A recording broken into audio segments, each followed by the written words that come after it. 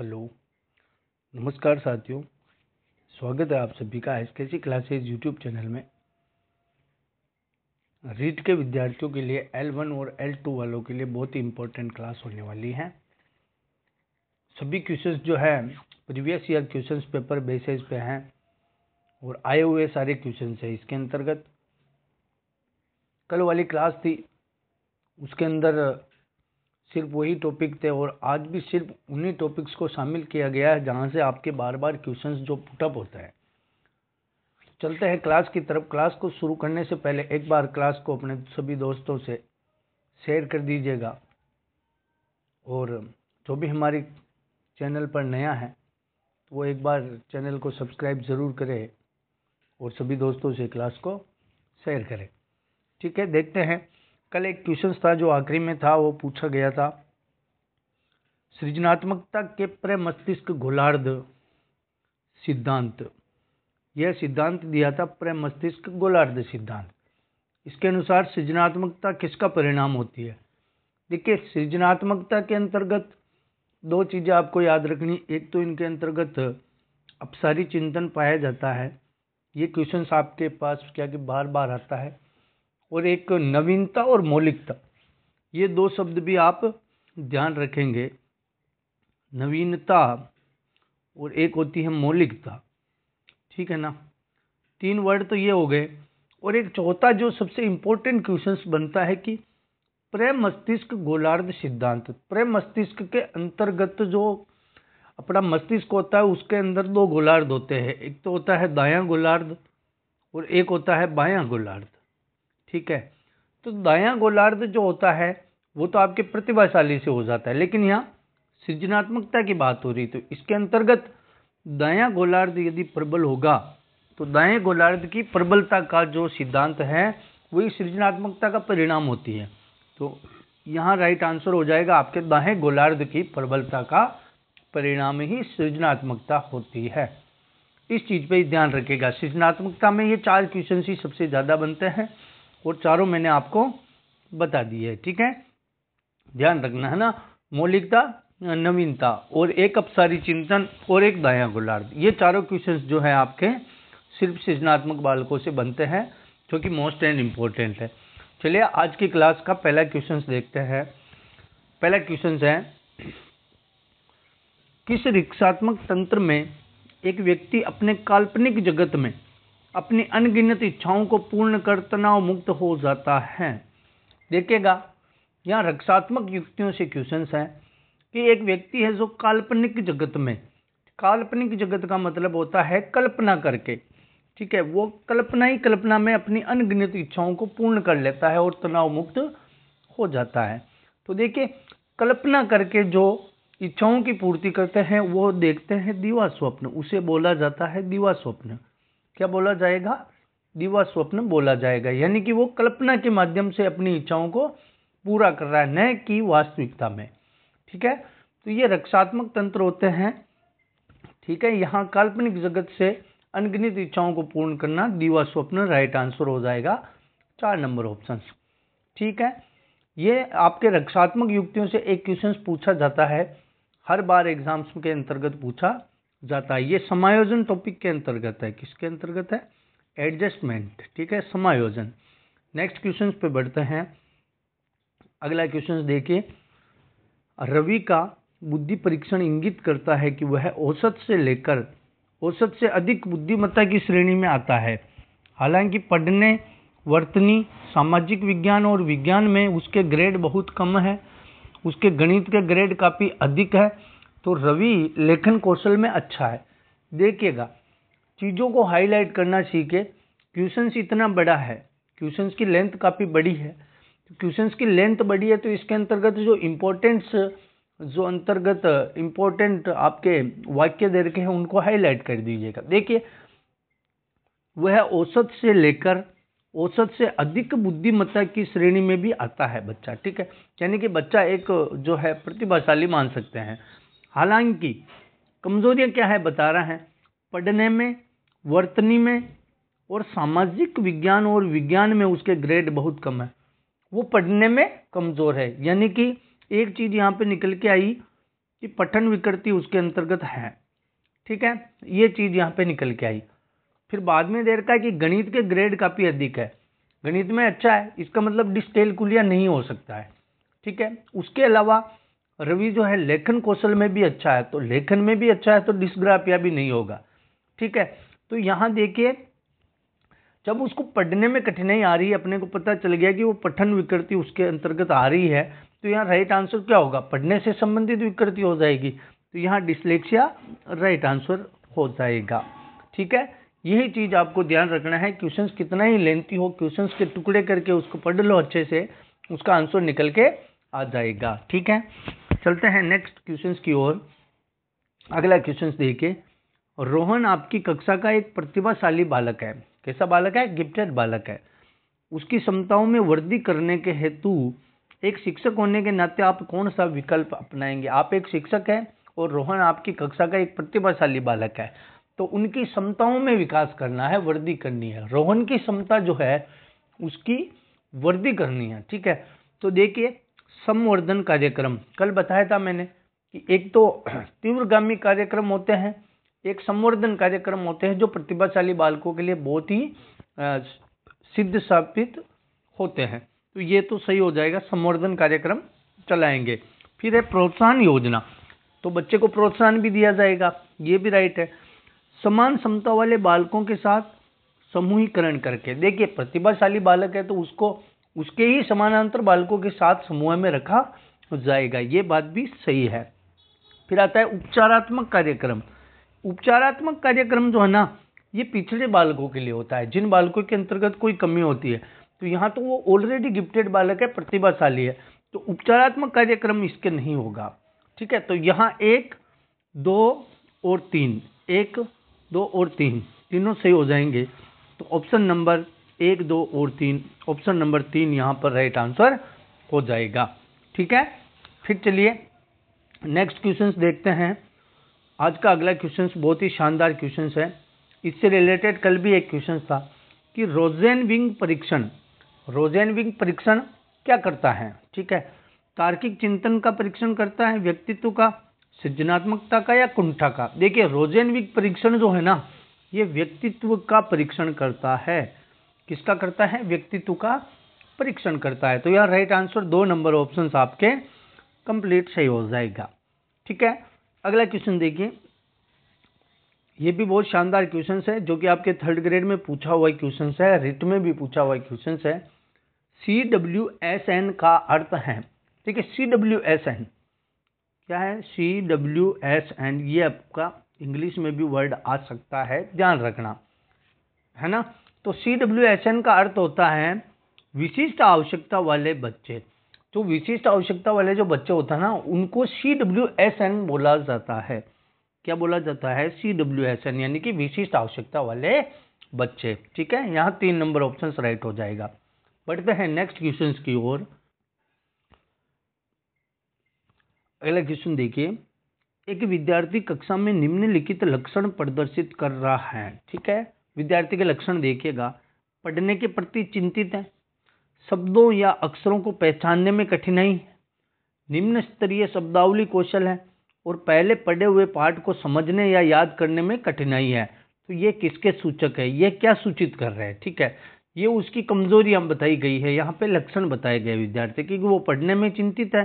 ठीक है, पढ़ने के प्रति उसको चिंता सता रही है, शब्द अक्षरों को पहचानने में कठिनाई, निम्न स्तरीय शब्दावली, पहले पढ़े हुए पाठ को समझना याद करने में कठिनाई है। तो ये सब जो है ना लर्निंग डिसेबिलिटी, आप लर्निंग डिफिकल्टीज बोल सकते हैं, अधिगम अशक्तता वाले विद्यार्थी इनको बोला जाएगा। 4 नंबर ऑप्शन यहाँ आपके राइट आंसर हो जाएगा। ठीक है, चीज़ों को समझिएगा, बहुत ही इजी क्वेश्चन है, साइकोलॉजी बहुत ही इजी है, लेकिन आप इसकी भाषा को अगर समझ जाएंगे तो आपके आंसर निकल के आ जाएगा। ठीक है, नेक्स्ट क्वेश्चन देखिएगा। अगला क्वेश्चन है, किसी व्यक्ति द्वारा अपना अस्तित्व भूलकर किसी दूसरे व्यक्ति के गुणों व अवगुणों का अनुकरण करना क्या कहलाता है। देखिए एक व्यक्ति है, स्वयं के अस्तित्व को तो भूल जाता है, और कोई उससे कोई बेहतर अच्छा इंसान है तो उसके सारे गुणों को वो क्या करता है कि अनुकरण करके सीख जाता है। तो यहाँ पे राइट आंसर आपके क्या होगा कि दूसरे के अस्तित्व को अपना लेना, कहलाएगा आपके तादात्म्यकरण। क्या कहलाएगा? तादात्म्यकरण। ठीक है। प्रतिगमन क्या होता है? पीछे की ओर लौट जाना। प्रक्षेपण दूसरे पर थोप देना। दमन बलपूर्वक जो है अपनी इच्छाओं को भुला देना। ठीक है। नेक्स्ट क्वेश्चन पे चलते हैं। यहाँ राइट आंसर आपके 4 नंबर ऑप्शन तादात्म्यकरण हो जाएगा। अगला क्वेश्चन देखिए, कौन सा एक भली भांति समायोजित व्यक्ति का गुण नहीं है? ठीक है, नहीं है पूछ रहा है। तो ऑप्शन देखिए, अपनी अच्छाइयों और कमजोरियों का ज्ञान लगाना, बिल्कुल सही है, वो समायोजित व्यक्ति ही कर सकता है। अपने आप को और दूसरों को सम्मान देना, सही है। आलोचक तथा दोष निकालने की प्रकृति, देखिए आलोचक और दोष दोनों नेगेटिविटी हैं, तो यहाँ पर नेगेटिव आंसर ही अपने को ढूंढना है और हालातों से संघर्ष करने की क्षमता सही हो जाएगा। तो यहाँ राइट आंसर आपके 3 नंबर ऑप्शन रहेगा। आलोचक तथा दोष निकालने की प्रकृति होना एक समायोजित व्यक्ति का गुण नहीं है। ठीक है, राइट आंसर 3 नंबर ऑप्शन रहेगा। नेक्स्ट क्वेश्चन देखिएगा, एक वयस्क का कठिन परिस्थिति में बच्चों की तरह रोना, क्या है? बच्चों की तरह रोना किस प्रकार की प्रतिरक्षण प्रणाली है? एक व्यक्ति है जो कठिन परिस्थिति के अंतर्गत बच्चों जैसा व्यवहार करता है, यानी कि बच्चे की तरह वो रोता है, यानी कि वो जिस एज में है उस एज से पीछे की ओर गमन कर रहा है, यानी कि वो प्रतिगमन कर रहा है। ठीक है, पीछे की ओर लौटना प्रतिगमन हो जाएगा। तो यहाँ बच्चे की तरह रोना प्रतिगमन हो जाएगा। ये आपकी रक्षात्मक युक्ति का ही क्वेश्चन है। ठीक है, राइट आंसर 4 नंबर ऑप्शन रहेगा। नेक्स्ट क्वेश्चन देखिएगा, अगला क्वेश्चन है आपके, निम्नलिखित में से कौन सी व्यक्तित्व आकलन की प्रक्षेपी तकनीक नहीं है? प्रक्षेपी विधियों से क्वेश्चन है, यहाँ प्रक्षेपी विधि नहीं है पूछा है। शब्द साहचर्य परीक्षण, वाक्य पूर्ति परीक्षण, मिनीसोटा बहुस्तरीय व्यक्तित्व अनुसूची और बालक अंतर्बोध परीक्षण। देखिए कल भी बता चुका हूं मैं प्रक्षेपी विधियां कौन कौन सी होती हैं। 6 विधियां बताई थी, उसमें शब्द साहचर्य है, वाक्य पूर्ति है और बालक अंतर्बोध परीक्षण है। तो यहाँ नहीं है पूछा है, तो यहाँ हो जाएगा मिनीसोटा बहुस्तरीय व्यक्तित्व अनुसूची जो है ये एक प्रक्षेपी तकनीक नहीं है। ठीक है, राइट आंसर 3 नंबर ऑप्शन रहेगा। नेक्स्ट क्वेश्चन देखिए, सकारात्मक और नकारात्मक उत्तेजनाएं या फिर घटनाएं छात्र के व्यवहार को प्रेरित कर सकते हैं, तो कौन सा मनोवैज्ञानिक परिप्रेक्ष्य इस तरह से प्रेरणा की व्याख्या करता है? देखिएगा, सकारात्मक नकारात्मक उत्तेजनाएं या घटनाएं जो व्यवहार को प्रेरित कर सकते हैं। ठीक है, तो कौन सा मनोवैज्ञानिक परिप्रेक्ष्य है जो इस तरह की प्रेरणा की व्याख्या करता है? देखिए व्यवहार को प्रेरित कर रहे हैं, जब व्यवहार को प्रेरित कैसे किया जाएगा? ठीक है, कौन से परिप्रेक्ष्य की प्रेरणा से होगा? तो व्यवहार से ही होगा। किससे होगा? व्यवहार से। यहाँ 2 नंबर ऑप्शन ही आपके राइट आंसर हो जाएगा, व्यवहार। ठीक है, फिर अगला क्वेश्चन देखिए। नेक्स्ट क्वेश्चन बहुत ही शानदार क्वेश्चन है। वह प्रथम मनोवैज्ञानिक जिसने मानव व्यक्तित्व के अवचेतन भाग की व्यवस्थित रूप में छानबीन का प्रयास किया है। अवचेतन, चेतन, अर्धचेतन तीनों भाग एक ही साथ बताए थे। किसने बताए थे? सिगमंड फ्राइड ने। तो यहाँ आपके आंसर क्या हो जाएगा? Sigmund Freud. सिगमंड फ्राइड ने चेतन, अवचेतन और अर्धचेतन भाग की व्यवस्थित रूप से छानबीन का प्रयास किया था। Right answer Sigmund Freud. ठीक है, बढ़ते हैं नेक्स्ट क्वेश्चन की ओर। अगला क्वेश्चन देखिएगा, अगला क्वेश्चन भी बहुत अच्छा क्वेश्चन है। ये आपके 2020 में अंतर्गत आया था। रोरसा शाही डब्बा निम्न में से किस श्रेणी में रखा जाता है? रोरसा शाही डब्बा परीक्षण। देखिए कल बताया था प्रक्षेपी तकनीक, क्या बताई थी? प्रक्षेपी तकनीक। ठीक है, प्रक्षेपी तकनीक के अंतर्गत रोरसा शाही डब्बा परीक्षण आएगा। तो यहाँ राइट आंसर आपके 2 नंबर ऑप्शन रहेगा। ठीक है ना। फिर अगला क्वेश्चन देखिए, सारे क्वेश्चंस जो एग्जाम में आए हुए क्वेश्चंस है, ये चीज़ ध्यान रखना आप लोग। ठीक है, सभी एग्जाम्स में आए हुए क्वेश्चंस ही हैं और वापस इन्हीं क्वेश्चनों में से ही क्वेश्चंस आते हैं। लैंग्वेज चेंज रहेगी थोड़ी बहुत। देखिएगा, कबूतर को एक निश्चित संख्या में सही प्रतिक्रिया करने पर प्रशिक्षक द्वारा पुरस्कार देना किस प्रकार का पुनर्बलन आयोजक कहलाता है? देखिएगा, जब भी एक निश्चित संख्या के अंतराल में दिया जा रहा है तो वहां पर निश्चित अनुपात होगा। क्या होगा? निश्चित अनुपात पुनर्बलन आयोजन। निश्चित अनुपात पुनर्बलन आयोजन 3 नंबर ऑप्शन रहेगा, क्योंकि निश्चित संख्या की बात हो रही। यदि यहाँ पर एक निश्चित समय की बात होती तो वहाँ निश्चित अंतराल पुनर्बलन हो जाता, लेकिन यहाँ एक निश्चित संख्या की बात हो रही है तो निश्चित अनुपात पुनर्बलन आयोजन राइट आंसर हो जाएगा।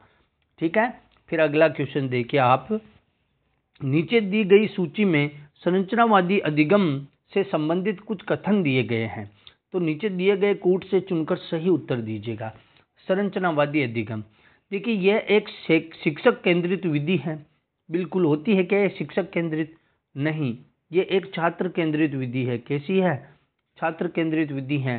तो एक नंबर तो गलत हो गया। इसमें विद्यार्थियों के स्वयं के द्वारा पूर्व ज्ञान को नवीन ज्ञान से जोड़ने पर बल दिया जाता है। बिल्कुल सही है, पूर्व ज्ञान से नवीन ज्ञान में जोड़ना।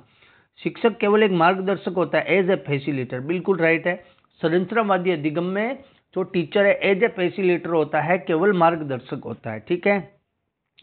प्रच्छा उपागम, समस्या समाधान, विचार विमर्श और विधियों का प्रयोग किया जाता है, ये भी राइट है। अधिगमकर्ता निष्क्रिय श्रोता के समान व्यवहार करते हैं, नहीं, अधिगमकर्ता सक्रिय होता है। ठीक है, तो यहाँ राइट होगा 2, 3 और 4। तो 2, 3 और 4, ऑप्शन नंबर 4 आपके राइट आंसर रहेगा। ठीक है, बढ़ते हैं नेक्स्ट क्वेश्चन पे। अगला क्वेश्चन देखिए। पियाजे के अनुसार औपचारिक संक्रियात्मक अवस्था में व्यक्ति परिकल्पनात्मक ढंग से समस्याओं पर विचार कर सकते हैं। तो इसका अर्थ क्या है? देखिए, परिकल्पनात्मक ढंग से समस्या पर विचार करना, इसका अर्थ पूछा है। ठीक है, औपचारिक संक्रियात्मक अवस्था की बात हो रही।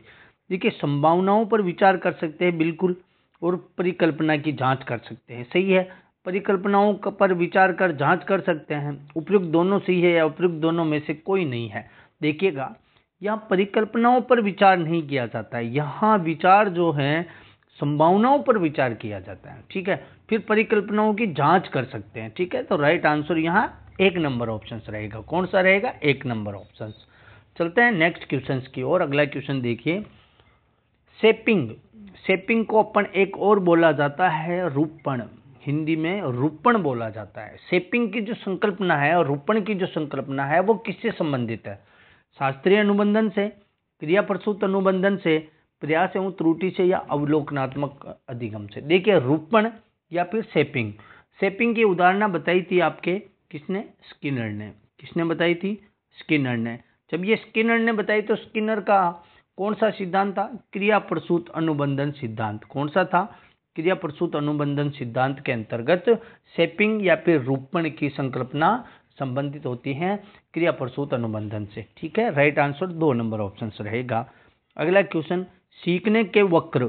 सीखने का वक्र किसका सूचक होता है? तो सीखने की प्रगति के सूचक होते हैं। 1 नंबर ऑप्शन सी इसका राइट आंसर हो जाएगा। सीखने की प्रगति के सूचक ही सीखने के वक्र होते हैं।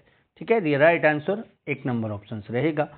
देखिएगा, अगला क्वेश्चन, आज भी एक क्वेश्चन आखिरी में है, उसका आंसर आप सबको कमेंट्स बॉक्स और अपने आईडी पे जाके ही देना है। टेलीग्राम ऑफिशियल चैनल लिंक आपके डिस्क्रिप्शन में दे रखा है। ठीक है, देखिएगा, आनुवंशिकता की भूमिका के अध्ययन के लिए कौन सी विधि वैध नहीं है? आनुवंशिकता की भूमिका के अध्ययन के लिए कौन सी विधि वैध नहीं है? आनुवंशिकता की बात हो रही है, ध्यान रखना। जुड़वा बच्चों का अध्ययन करना आनुवंशिकता की भूमिका पर ही निर्भर करता है। अभिभावक और बालक विश्लेषण कर सकते हैं, सही है।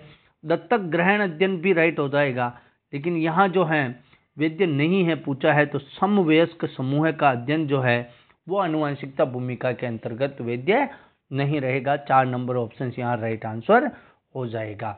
ठीक है, देखिएगा नेक्स्ट क्वेश्चन, अधिगम की विशेषता क्या है? अधिगम व्यवहार में परिवर्तन है, बिल्कुल सही है। अधिगम व्यवहार परिवर्तन होता है। अधिगम जीवन पर्यंत सतत प्रक्रिया है, बिल्कुल राइट है। अधिगम जो होता है जीवन पर्यंत चलता है और सतत प्रक्रिया होती है। अधिगम उद्देश्यपूर्ण और लक्ष्य केंद्रित होता है। अधिगम उद्देश्यपूर्ण होता है और लक्ष्य केंद्रित भी होता है। तो यहाँ जो है आपके सभी विकल्प सही हो जाएगा। ऑप्शन नंबर 4 राइट आंसर रहेगा। ठीक है, देखिएगा नेक्स्ट क्वेश्चन, आपको 23 नंबर्स का जो क्वेश्चन आएगा, आखिरी क्वेश्चन, उसका आंसर देना है। देखिएगा, बच्चों हेतु वेसलर बुद्धि मापने के किस परीक्षण में संख्याओं को बढ़ते क्रम में प्रस्तुत कर बालक को भी उसी क्रम में उल्टे क्रम में संख्याओं को दोहराने हेतु कहा जाता है? इस प्रक्रिया को क्या बोला जाएगा? देखिए, संख्याओं को पहले बढ़ते क्रम में टीचर्स के द्वारा प्रस्तुत कर दिया, फिर बालकों को बोलेंगे कि इसको घटते क्रम में आप प्रस्तुत कीजिए, तो ये प्रक्रिया क्या कहलाती है? तो ये प्रक्रिया क्या कहलाएगी? अंक विस्तार कहलाएगी। क्या कहलाएगी? अंक विस्तार कहलाएगी। 1 नंबर ऑप्शन आपके राइट आंसर हो जाएगा। ठीक है, तो आज का क्वेश्चंस देखिएगा और उस क्वेश्चंस का आपको टेलीग्राम चैनल के अंतर्गत आईडी मेंशन है, वहाँ पे आंसर देना है और कमेंट बॉक्स में आंसर देना है। ये देखिएगा आज का क्वेश्चंस है, बहुत ही अच्छा क्वेश्चंस है। निम्नांकित उदाहरण है, ये एक चित्र दे रखा है। ठीक है, ये एक चित्र दे रखा है जो एक मानचित्र की तरह जो चित्र है ये दे रखा है। तो ये किसका उदाहरण है? रेखा चित्र का, मॉडल का, प्रत्यय मानचित्र का या बिंदु रेखीय चित्र का? इसका आंसर आपको देना है कि कौन सा आंसर इसके अंतर्गत सही होगा। ठीक है, मिलते हैं नेक्स्ट वाली क्लास में। और यदि जो भी स्टूडेंट्स हमारे चैनल्स पर नया है तो वो एक बार चैनल को सब्सक्राइब जरूर करें। ठीक है दोस्तों, धन्यवाद।